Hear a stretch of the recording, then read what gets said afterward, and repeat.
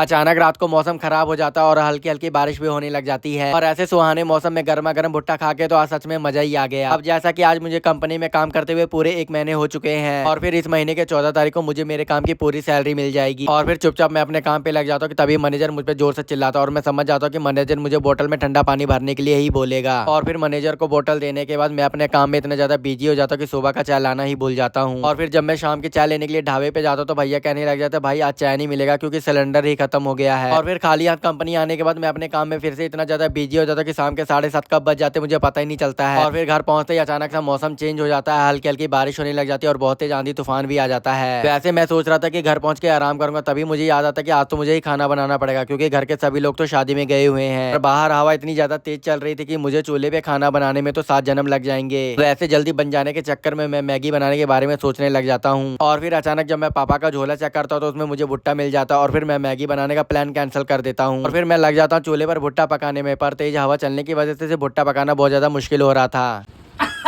ये क्या हो गया यार। और फिर थोड़ी मेहनत करने के बाद जैसे तैसे करके मैं भुट्टा तो पका लेता हूँ और ऐसे सुहाने मौसम को चार चांद ये गर्मा गर्म भुट्टा लगा देता है। एक तो बारिश और ये गर्मा गर्म भुट्टा खा के तो मेरी थकान ही दूर हो जाती है।